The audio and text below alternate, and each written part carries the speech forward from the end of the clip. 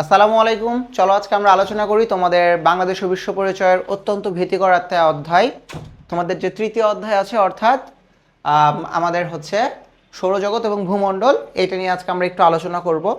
তো নর্মালি তোমরা রাতের আকাশে তাকাইলে চাঁদ, তারা, নক্ষত্র ইত্যাদি দেখতে পাও, তাই না? উল্কাপিণ্ড মাঝে মাঝে ছুটে আসে, খুবই চমৎকার লাগে দেখতে। আচ্ছা, তো এখানে একটু আমাদের যে হচ্ছে সৌরজগৎ আছে, সে সৌরজগতের একটু ডেসক্রিপশন দেওয়া আছে, তাই তো? ওকে, তাহলে ডেসক্রিপশন দেওয়া আছে, ঠিক আছে, এটা বইয়ে আছে, কিন্তু যতক্ষণ না পর্যন্ত এটা তুমি খুব সুন্দর মতো মেমোরাইজ করতে পারতেছো, ততক্ষণ পর্যন্ত কিন্তু এটাতে তোমার কোনো ফায়দা হবে না আলটিমেটলি। এবং পরীক্ষায় যে এমসিকিউগুলো আসবে তুমি কিন্তু এখানে সাফার করবে। সুতরাং আমরা একটু ভালো করে চিত্রটা দেখব, ঠিক আছে? চিত্রের মাধ্যমে একটু মনে রাখার চেষ্টা করবো। তাহলে প্রথমে কি আছে? সূর্য বা সান, এরপরে বুধ আছে, তাই তো? তারপরে আছে শুক্র, এরপরে আছে আমার পৃথিবী, তারপরে আছে কে? মঙ্গল গ্রহ, এটা আমার সূর্য থেকে দূরত্ব। আচ্ছা, এরপরে কে আছে? আছে বৃহস্পতি, শনি, ইউরেনাস এবং নেপচুন, তাই না? এই যে চিত্রটা, এটা কিন্তু আমাদেরকে খুব সুন্দর করে মেমোরাইজ করতে হবে। যদি আমরা এই চিত্রটা ভালো মতো মেমোরাইজ করতে না পারি, তাহলে কিন্তু আলটিমেটলি সাফার আমরাই করব। বোঝা গেল? সুতরাং যেটা করবা সেটা হচ্ছে চিত্রটা খুব সুন্দর করে মনে রাখবা। আর যদি পসিবল হয়, একটু ধরো তুমি এটাকে পোস্টারিং করে তোমার দেওয়ালে লাগাই রাখলে, ধরো এটা আমার ওই যে পৃথিবী, তারপরে এই যে পৃথিবী মানে সরি সূর্য থেকে বাকি ক্রমান্বয়ে যে দূরত্ব, এগুলো একটু করে রাখবা, তাহলে তোমাদের জন্য বোঝাটা ইজি হবে, ঠিক আছে? তারপরে আসো, এখানে অনেকগুলো কথা বলা আছে, আমরা এত কথার ভেতরে যাব না, আমরা শিখব সিম্পলি, সহজ করে, যতটা ভালো মতো আমরা স্বাচ্ছন্দ্যে শিখতে পারি। দেখো, আকাশে তো অনেকগুলো লেয়ার আছে না ওপরে। ধরো কেমন যে তোমরা জানো কিনা জানি না যে বায়ুমণ্ডলের কিন্তু বেশ কিছু স্তর বিন্যাস আছে, তাই তো? বেশ কিছু কিন্তু স্তর বিন্যাস আছে আমাদের বায়ুমণ্ডলে। ঠিক তেমনইভাবে আমাদের ভূপৃষ্ঠের নিচেও কিন্তু বেশ কিছু স্তর আছে। ধরো আমি যদি এখন ভূপৃষ্ঠে যদি নিচে নামতে শুরু করি মাটি ফোটা করে, আমি বেশ কিছু লেয়ার কিন্তু পাবো। হ্যাঁ, কি কি আছে? কেন্দ্রমণ্ডল আছে, গুরুমণ্ডল আছে, অশ্বমণ্ডল আছে, তাই না? বিভিন্ন প্রকার কিন্তু হচ্ছে আমার স্তর আছে, রাইট? ওকে, তাহলে ধরো প্রথমে এটা কেন হয়েছে? কারণ পৃথিবী যখন সৃষ্টিতে শুরু হয়, তখন পৃথিবী ছিল কি? উত্তপ্ত গ্যাসীয় একটা পিণ্ড, এবং আস্তে আস্তে তাপ বিকিরণের মাধ্যমে পৃথিবী আজকের আকার ধারণ করছে। এখন ভাইয়া তুমি নর্মালি চিন্তা করো তো, তুমি যদি পানিতে কোনো কিছু ছাড়ো, হ্যাঁ, ধরো একটু ভারী, কম ভারী বস্তু, তাহলে কি হবে? ধরো যেটা লোহা থাকবে, নিকেল থাকবে, মানে ভারী বস্তু একদম নিচে যেয়ে পড়বে, রাইট? তারপরে যেগুলো একটু মাঝারি ভারী, ওগুলো একটু মিড রেঞ্জে ভাসবে, এবং যেগুলো একদম হালকা সেগুলো ওপরে ভাসবে। ঠিক তেমনইভাবে আমাদের এইখানে ওই যে তোমার মনে করো যে লৌহ আছে, নিকেল আছে, এগুলো একদম আছে কোথায়? আমার এগুলো কোথায় আছে? একদম আমার তোমার কেন্দ্রের ভেতরে, ঠিক আছে? কেন্দ্রের ভেতরে। তারপরে যেগুলো তুলনামূলক একটু কম ভারী, সেগুলো আছে কোথায়? গুরুমণ্ডলে। এবং যেগুলো সবচেয়ে হালকা, সেগুলো আছে আমার অশ্বমণ্ডলে, তাই না? আসো আমরা একবার একটু ডেসক্রিপশন পড়ি, তারপরে আমরা চিত্রে যাব। ওকে, তাহলে ভূতাত্ত্বিকবিদগণ ভূ অভ্যন্তরকে কেন্দ্রমণ্ডল, গুরুমণ্ডল ও অশ্বমণ্ডল তিনটি ভাগে বিভক্ত করেছেন। পৃথিবীর কেন্দ্রের চারিদিকে ৩,৪৮৬ কিলোমিটার ব্যাসার্ধের যে গোলকটি রয়েছে, সেটিকে কেন্দ্রমণ্ডল বলে। কেন্দ্রমণ্ডল লৌহ, নিকেল, পারদ, সীসা প্রভৃতি কঠিন ও ভারী পদার্থ দ্বারা গঠিত। এই স্তরটি পানি অপেক্ষা 10 থেকে 12 গুণ ভারী, পৃথিবীর অন্যান্য অংশে অপেক্ষা দ্বিগুণ ঘন। হ্যাঁ, এই ইনফরমেশনগুলো কিন্তু প্রত্যেকটা ইম্পর্টেন্ট এমসিকিউ এবং ক নম্বরের জন্য। কেন্দ্রমণ্ডলের ওপর থেকে চতুর্দিকে প্রায় 2,885 কিলোমিটার পর্যন্ত স্তরটিকে গুরুমণ্ডল বলা হয়। এটি সিলিকন, ম্যাগনেসিয়াম প্রভৃতি ভারী ভারী ধাতু দ্বারা গঠিত। গুরুমণ্ডলের ওপরের অংশকে বলা হয় অশ্বমণ্ডল বা শিলামণ্ডল। এটা হচ্ছে এটা নানা প্রকার শিলা ও খনিজ পদার্থ দ্বারা গঠিত। এই স্থানটির গভীরতা স্থান বিশেষে 30 থেকে 34 কিলোমিটার পর্যন্ত হয়ে থাকে। অশ্বমণ্ডলের উপরিভাগকে ভূত্বক বলে এবং নিম্নভাগকে ভূত্বকের নিম্নাংশ বলে। ভূত্বকই পৃথিবীর কঠিন বহিরাবরণ। এর গড় গভীরতা কত? 17 কিমি। গড় গভীরতা কত? 17 কিমি। ওকে, আচ্ছা, এখানে আরেকটা জিনিস তোমাদের জানার মতো, দেখো এই যে এটা একটা অশ্ব, মানে সরেও তালব্য স এবং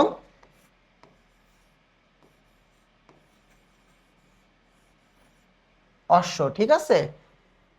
তো একটা অশ্ব শব্দের অর্থ হচ্ছে শিলা, মানে আমরা এখানে যে অশ্বটা ব্যবহার করি এই অশ্ব শব্দের অর্থ হচ্ছে শিলা, এবং আরো একটা অশ্ব আছে যে অশ্ব শব্দের অর্থ হচ্ছে ঘোড়া। হ্যাঁ, অনেকে মনে করতে পারে আরে অশ্বমণ্ডল মানে কি ঘোড়া মণ্ডল, না, অশ্বমণ্ডল মানে হচ্ছে শিলামণ্ডল, অশ্ব শব্দের অর্থ হচ্ছে শিলা। ওকে, এবার আসলে চিত্রের মাধ্যমে বুঝি। তাহলে আমি যখন আমার ভূপৃষ্ঠের নিচের দিকে যাওয়া শুরু করব, যখন আমি আমার ভূপৃষ্ঠের একদম নিচের দিকে যাওয়া শুরু করব, তখন দেখো একদম নিচে পর্যন্ত, যেটা একদম সবার নিচের স্তর সেটার নাম কি? কেন্দ্রমণ্ডল, তাই না? কেন্দ্রে এটার নাম কি হবে? কেন্দ্রমণ্ডল, ঠিক আছে। এটা হচ্ছে আমার কেন্দ্রমণ্ডল। কেন্দ্রমণ্ডলের আবার দুইটা পার্ট আছে, একটা বহিঃকেন্দ্রমণ্ডল, একটা অন্তঃকেন্দ্রমণ্ডল, রাইট। আচ্ছা, এবার কেন্দ্রমণ্ডল পার করলাম, দেখো এই পর্যন্ত হচ্ছে আমার কেন্দ্রমণ্ডল, ঠিক আছে। কেন্দ্রমণ্ডল পার করলাম, কেন্দ্রমণ্ডল পার করার পরে কি আসে? এবার আসে হচ্ছে গুরুমণ্ডল, ঠিক আছে। কেন্দ্রমণ্ডলের পরে কে আসে ভাইয়া? কেন্দ্রমণ্ডলের পরে আসে গুরুমণ্ডল, ঠিক আছে। এই যে কি সুন্দর পিজা স্লাইস। এবং সবার উপরে যেটা থাকে সেটা কি? সেটা হচ্ছে আমার অশ্বমণ্ডল। হ্যাঁ, এগুলো আবার বিভিন্ন রেখা দ্বারা বিভক্ত, একটা হচ্ছে কনরাড বিযুক্তি রেখা, একটা মুহ বিযুক্তি রেখা, ঠিক আছে। তারপরে তোমার এই যে অশ্বমণ্ডল, অশ্বমণ্ডলের আবার দুইটা পার্ট থাকে, একটাকে আমরা বলি শিয়াল, একটাকে বলি সীমা। শিয়াল স্তর তোমার সিলিকন ম্যাগনেসিয়াম দ্বারা গঠিত, সীমা স্তর সিলিকন শিয়াল, হ্যাঁ, সিলিকন অ্যালুমিনিয়াম, আর সীমা হচ্ছে সিলিকন ম্যাগনেসিয়াম। তো আমরা চিত্রটা খুব ভালো করে পড়বো এবং তোমার বই থেকে যেসব ডিটেলগুলো দেওয়া আছে এই সম্পর্কে একটু ভালো করে দেখে ফেলবো। এবং সর্বোপরি সবসময় মনে রাখবা, চিত্রটা সবসময় মাথায় রাখবা, যেহেতু তোমরা সায়েন্সে আছো, চিত্র তো আঁকাইতেই হয় বায়োলজিতে বা আদার্সে। তো চেষ্টা করবা যখন এগুলো ডিসক্রাইব করবা একটু কাইন্ডলি, যতটুকু পসিবল চিত্র দিয়ে ডিসক্রাইব করতে, তাহলে টিচারদের মন ভালো থাকে এবং টিচাররা বেশি নাম্বার দিতে আগ্রহী বোধ করেন। বুঝেছো? ওকে, তাহলে এটা হচ্ছে কি? এটা হচ্ছে আমার আমি যদি মাটি মানে ফুটা করে যদি নিচের দিকে যাইতে শুরু করি, তাহলে আমি এই লেয়ারগুলো পাইতে পারি। ওকে, কেন্দ্রমণ্ডল, গুরুমণ্ডল আর অশ্বমণ্ডল। আশা করছি তোমরা এগুলো বুঝতে পেরেছো। ওকে, চলো এবার পরবর্তীতে যাই। ওকে, এবার আসো যেটা নিয়ে তোমাদের সবচেয়ে বড় দুশ্চিন্তার বিষয়। পৃথিবীকে আমরা বেশ কিছু কাল্পনিক রেখা দ্বারা চিহ্নিত করে থাকি, বুঝেছো? মানে ভাগ করে বেশ কিছু কাল্পনিক রেখাতে। তা আসে এখন কোনটা দ্বারা কি বোঝায় না বোঝায় এই সম্পর্কে একটু জানার চেষ্টা করি। ওকে, পিডিএফটা তো আর কি, যাই হোক, দেখো একটু ভালো করে। তাহলে আমার যে পৃথিবী আছে, ধরো আমি কিন্তু খুব সুন্দর আঁকাই, বুঝছো? আমার আঁকানোর দক্ষতা অনেক ভালো, এই জন্য আমি বেশি একটা আঁকাই না, মানুষ খুব পছন্দ করে। তো এটা হচ্ছে আমার পৃথিবী, ঠিক আছে। আচ্ছা, তাহলে পৃথিবীর একদম মাঝ বরাবর যে রেখাটা গেছে, মানে রেখাটাকে আমরা কল্পনা করছি, এটাকে আমরা বলি কি? নিরক্ষরেখা। কি বলি ভাইয়া? নিরক্ষরেখা বলি। কি বলি? নিরক্ষরেখা বলি। হ্যাঁ, আর যে কোনো চিত্র বা মানচিত্র যখন আঁকাবো তখন আমাদেরকে মনে রাখতে হবে ওপরের দিকে যেটা হয় সেটা হচ্ছে উত্তর, এবং ওপরের ঠিক নিচে যেটা আসে সেটা হচ্ছে দক্ষিণ, মানে সাউথ।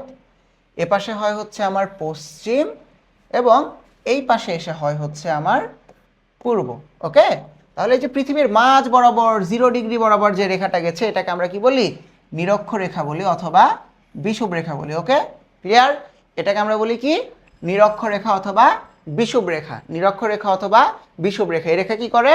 এই রেখা পৃথিবীকে উত্তর দক্ষিণে বিভক্ত করে। কোন ভাগে বিভক্ত করে? উত্তরে এবং দক্ষিণে বিভক্ত করে। কে করে? নিরক্ষরেখা অথবা বিষুব রেখা করে থাকে। ওকে, আচ্ছা, তাহলে উত্তর দক্ষিণে ভাগ করলো, খুবই ভালো কথা, খুবই ভালো কথা। আমার এই রেখা আমাকে উত্তর দক্ষিণে বিভক্ত করছে। ওকে, এরপরে আসো। তারপরে যে নিরক্ষরেখা, এখানে 0 ডিগ্রি, এখানে 0 ডিগ্রি, এবং নিরক্ষরেখার উত্তর পর্যন্ত আসে হচ্ছে তোমার 90 ডিগ্রি, দক্ষিণ পর্যন্ত 90 ডিগ্রি। হ্যাঁ, তাহলে দুইটা যদি একসাথে যোগ করি তাহলে কত পাবো? 180 ডিগ্রি বা 180 ডিগ্রি। হ্যাঁ, উত্তরেও এবং দক্ষিণেও। আচ্ছা, এবার এই যে এটা আমার 0 ডিগ্রি, তাহলে ওপরে গেলে আরেকটু বাড়বে না?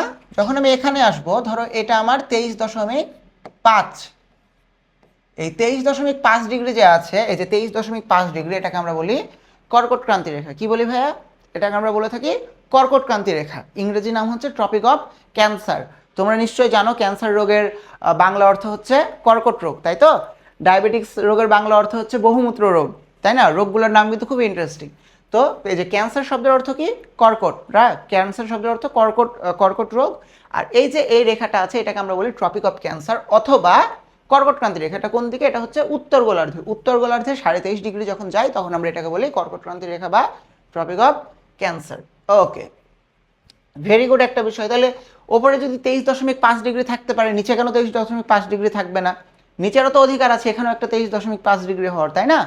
আচ্ছা, তাহলে ওপরে হচ্ছে আমার কর্কটক্রান্তি রেখা 23.5 এবং দক্ষিণে মানে উত্তরে ওইটা এবং দক্ষিণে 23.5 ডিগ্রি এটা হচ্ছে আমার মকর ক্রান্তি রেখা। ঠিক আছে, এটাকে আমরা বলি মকর ক্রান্তি রেখা। এই যে এটাকে আমরা বলি মকর ক্রান্তি রেখা অথবা tropic of capricorn, tropic of capricorn. ঠিক আছে।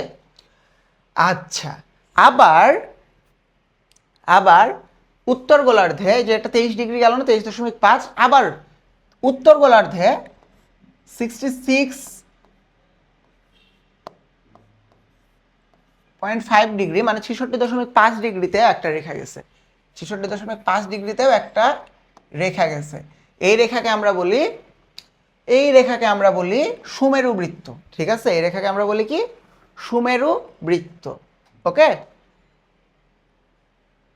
66.5 ডিগ্রিতে যে হচ্ছে ইয়াটা গেছে, রেখাটা গেছে উত্তর গোলার্ধে, সেটাকে আমরা বলি সুমেরু বৃত্ত। একইভাবে নিচেও 66.5 ডিগ্রিতে একটা রেখা গেছে 66.5 ডিগ্রি। এই রেখার নাম এটা হচ্ছে তোমার দক্ষিণ গোলার্ধে। ঠিক আছে, এটা হচ্ছে আমার উত্তর গোলার্ধে এবং এটা হচ্ছে আমার দক্ষিণ গোলার্ধে এবং এই রেখার নাম হচ্ছে কুমেরু বৃত্ত। কি নাম? কুমেরু বৃত্ত। এবং এটা হচ্ছে আমার উত্তর মেরু উপরে, এই যে এটা হচ্ছে আমার উত্তর মেরু এবং এটা হচ্ছে আমার দক্ষিণ মেরু। ঠিক আছে, তো এটা হচ্ছে সবচেয়ে গুরুত্বপূর্ণ পার্ট। হোপফুলি তোমরা এখন বুঝবা কোনটা হচ্ছে কর্কটক্রান্তি রেখা, কোনটা মকর ক্রান্তি রেখা, নিরক্ষরেখা বলতে কি বোঝায়, তাই তো? এই জিনিসগুলো হোপফুলি তোমরা বুঝবে। এবং মাঝ বরাবর যে রেখাটা যায় এটাকে আমরা বলি মূল মধ্যরেখা, সেটাকে আমরা বলে থাকি মূল মধ্যরেখা। হ্যাঁ, মাঝ বরাবর যে রেখাটা যায় আর কি, এটাকে আমরা মূল মধ্যরেখা বলে থাকি। তাহলে এই যে মাঝ বরাবর যে রেখাটা যাবে সেটা হচ্ছে আমার মূল মধ্যরেখা। এ আবার কি করে? এটা আবার পৃথিবীকে দক্ষিণ, পূর্ব আর পশ্চিমে বিভক্ত করা। মূল মধ্যরেখার কাজ কি? পৃথিবীকে পশ্চিম আর পূর্বে বিভক্ত করা। ক্লিয়ার? ওকে, ঠিক আছে। তাহলে এরপরে আসো আমরা নেক্সট অ্যাপ্রোচ করি। এখন এই যে ছবিটা দেখতেছো এটা হচ্ছে আমার আন্তর্জাতিক তারিখ রেখা। হ্যাঁ, আন্তর্জাতিক তারিখ রেখা। এখন আন্তর্জাতিক তারিখ রেখার গুরুত্ব অবশ্যই আছে। আচ্ছা, গুরুত্ব থাকার কারণ কি? দেখো, ধরো আমার এখানে যখন দিন, আমার অপোজিট গোলার্ধে তখন রাত। কথার কথা, তাই না? এখানে যখন আমার দুপুর 2টা বাজে, ওইখানে তখন রাতের 2টা এবং তখন এখানে অন্ধকার। তাহলে পৃথিবীর সময় বা যে হচ্ছে তোমার টাইমের যে বিষয়টা, এটা কিন্তু সকল জায়গায় এক না। তাহলে এর জন্য কি দরকার? একটা টাইম, একটা জোন দরকার, তাই না? যে আমি তো একটা ক্যালকুলেশন করতে হবে, একটা তো টাইম ধরতে হবে আমার দৈনন্দিন কাজগুলো করার জন্য। সো বেসিক্যালি এই জন্য আন্তর্জাতিক তারিখ রেখা করা হয়েছে। অ্যান্ড আন্তর্জাতিক তারিখ রেখা কি করছে? আন্তর্জাতিক তারিখ রেখা করা হয়েছে কি? মহাসাগরের ওপর দিয়ে এই রেখাটা টানা হয়েছে। আন্তর্জাতিক তারিখ রেখা টানা হয়েছে কি? মহাসাগরের ওপর দিয়ে। কেন? কারণ এইটা ধরো যদি ভূপৃষ্ঠের ওপর দিয়ে টানি তখন কি হবে? ওই তোমার একই দেশে 1 মিটারের ডিস্টেন্সে সময় এপাশে ওপাশে হয়ে যাবে, তাই না? এখানে ধরো 6টা, ওখানে দেখবা হচ্ছে রাত 6টা, এরকম ধরনের গোলযোগ ঘটতে পারে। এই জন্য এই আন্তর্জাতিক তারিখ রেখা যে এটা আছে, এটা আমরা কি করছি? এটা মহাসাগরের মানে সাগরের বুক দিয়ে নেওয়া হয়েছে, যেন এই সময়টা যেন কোনো সমস্যা না হয় এবং এটা যেন পরবর্তীতে কোনো প্রবলেমের সৃষ্টি না করে। দ্যাটস ওয়াই আন্তর্জাতিক তারিখ রেখা কী করা হয়েছে? এটা আন্তর্জাতিক তারিখ রেখাটা সমুদ্রের উপর দিয়ে টানা হয়েছে। আচ্ছা,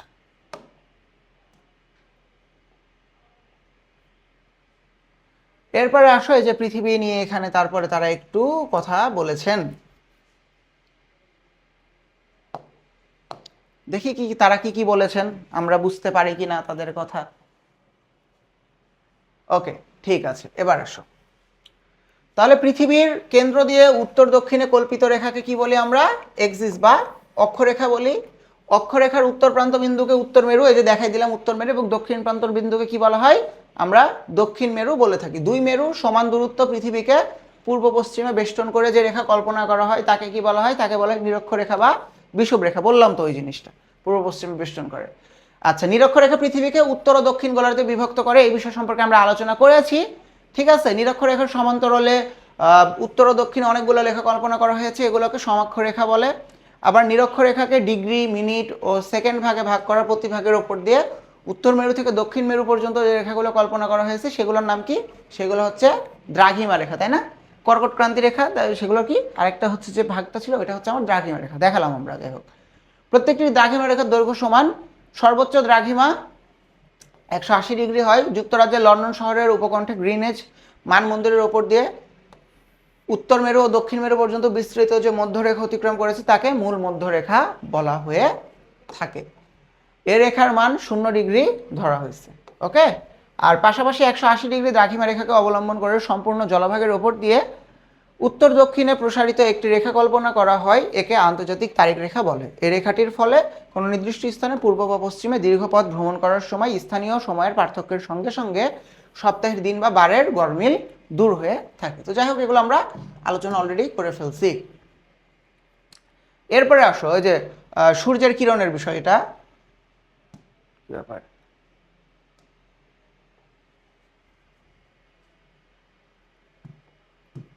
হ্যাঁ, তাহলে দেখো, এই যে আমার সূর্যরশ্মি যখন আমার পৃথিবীর এইখানে কিরণ দিচ্ছে তখন এখানে কি হচ্ছে? আমার মধ্যাহ্ন বা দুপুর হচ্ছে, তাই না? যখন কিরণ এখানে আসতেছে তখন কি হইতেছে? সন্ধ্যা হচ্ছে।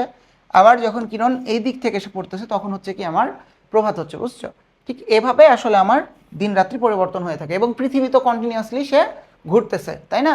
পৃথিবী কন্টিনিউয়াসলি ঘুরতেছে। এবং আহ্নিক গতি বা দৈনিক গতি এই জন্য তোমার দিন রাত হয়ে থাকে, আর একটা হচ্ছে বার্ষিক গতি, যেই জন্য ঋতু পরিবর্তন এবং বছর হয়ে থাকে। এই হচ্ছে বিষয়, কঠিন কিছুই নাই ভাইয়া, সবগুলোই সহজ। হ্যাঁ, তো এই বিষয়গুলো তারা বলছে আর কি, আহ্নিক গতি এবং বার্ষিক গতি, যে এখানে দেখলে বুঝতে পারবা। চিত্রটা যদি ভালো করে দেখো, এই তো এটা হচ্ছে বিষয়। ঠিক আছে, ঋতু পরিবর্তন দেখো কিভাবে পরিবর্তিত হয়েছে। দক্ষিণ গোলার্ধে দেখো এইরকম, দক্ষিণ গোলার্ধে এখন বসন্তকাল, তারপরে কি দক্ষিণ গোলার্ধে গ্রীষ্মকাল। কেন? কারণ সূর্য লম্বালম্বি কিরণ দিতেছে। ঠিক আছে, তখন দক্ষিণ গোলার্ধে গ্রীষ্মকাল, ভালো কথা। তাহলে এই দিকটা আমার সূর্যের কাছাকাছি আছে, তাহলে দক্ষিণের অপোজিট কি? উত্তর। উত্তর গোলার্ধে আবার তখন শীতকাল হয়। কেন? কারণ এটা সূর্যের বিপরীত মুখে থাকে। আবার ঘুরতে ঘুরতে চলে আসলো, তখন দক্ষিণ গোলার্ধে যখন শরৎকাল হয়, উত্তর গোলার্ধে আবার কি হয়? বসন্তকাল হয় তখন। ঠিক আছে, আবার ঘুরতে ঘুরতে এসে 21শে জুনে এসে কি হইল? উত্তর গোলার্ধে গ্রীষ্মকাল, কিন্তু দক্ষিণ গোলার্ধে আবার শীতকাল। ঠিক আছে, এবং এটা কেন হয়? এটা হচ্ছে ঋতু পরিবর্তন, যাকে বলা হয় আমরা পৃথিবীর বার্ষিক গতি। ঋতু পরিবর্তন কেন হয়ে থাকে বা বছরের পরিবর্তন, এটা বেসিক্যালি হয় বার্ষিক গতির জন্য। হ্যাঁ, এটা মাথায় রাখবা।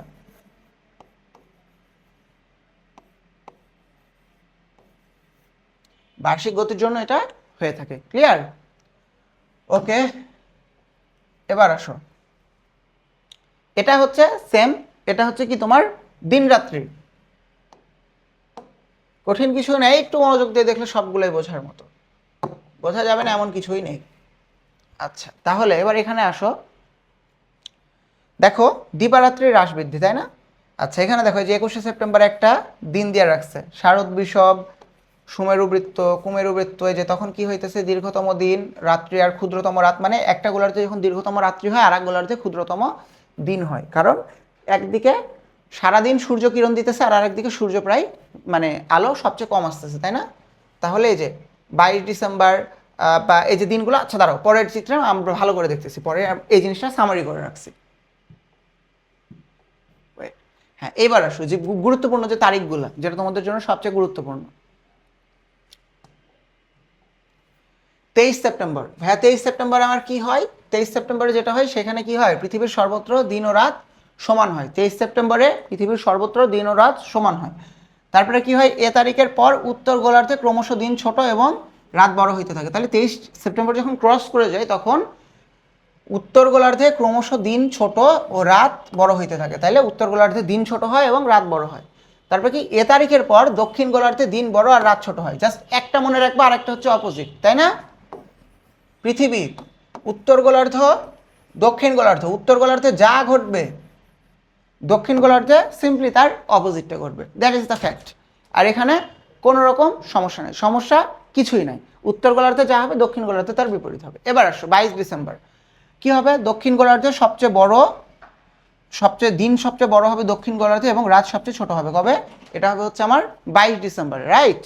আচ্ছা, এবার আসো, আবার 22 ডিসেম্বরে কি হবে? সূর্যকিরণ মকরক্রান্তি রেখায় লম্বভাবে পতিত হয়। আচ্ছা, মকরক্রান্তি রেখা দেখাইছি, এই যে এই দিকে, মানে দক্ষিণ গোলার্ধে যে তোমার 23.5 ডিগ্রি যে রেখা, এটাই হচ্ছে আমার মকরক্রান্তি রেখা, তাই তো? আচ্ছা, এর সাথে আরো কি কি হয় 22 ডিসেম্বরে? সূর্যের এই দিনের অবস্থাকে দক্ষিণ অয়নান্ত বলা হয়, বলুক, আমাদের কোনো আপত্তি নাই তাতে। আর উত্তর গোলার্ধে শীতকাল ও দক্ষিণ গোলার্ধে গ্রীষ্মকাল হয়ে থাকে, কবে হয়?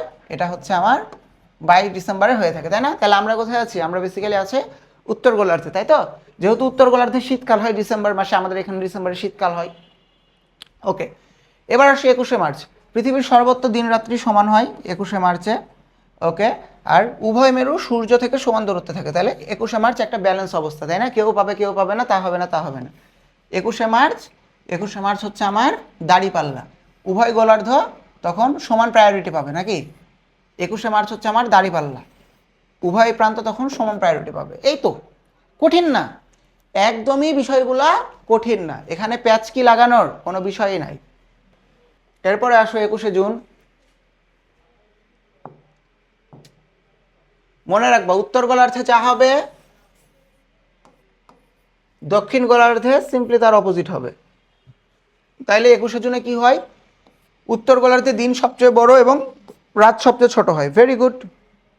দক্ষিণ গোলার্ধে হবে উল্টা, রাত সবচেয়ে বড় আর দিন সবচেয়ে ছোট হয়, জানা বিষয়। ওকে, এরপরে উত্তর গোলার্ধে হয় গ্রীষ্মকাল আর দক্ষিণ গোলার্ধে হয় শীতকাল, কবে? 21শে জুন, ঠিক আছে? 21শে জুন উত্তর গোলার্ধে গ্রীষ্মকাল, দক্ষিণ গোলার্ধে শীতকাল।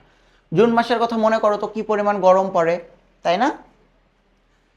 ওকে, এবার আসো জোয়ার ভাটা। ওকে, আচ্ছা, জোয়ার ভাটা বলার আগে তোমাদেরকে আমি একটা গল্প দিয়ে জোয়ার ভাটাটা বুঝাইতে চাই, ঠিক আছে? জোয়ার ভাটাটা আমি তোমাদেরকে একটা গল্পের মাধ্যমে একটু বুঝাইতে চাই। তোমার গল্পে কয়েকটা ক্যারেক্টার প্রয়োজন, সে ক্যারেক্টারগুলোকে নিয়ে আমি তোমাদেরকে জোয়ার ভাটা জিনিসটা একটু ভালো করে বুঝাই দেই। আমার কয়েকটা ক্যারেক্টার লাগবে জোয়ার ভাটা বুঝতে গেলে, তার আগে লিখে নিই, তারপরে বলতেছি।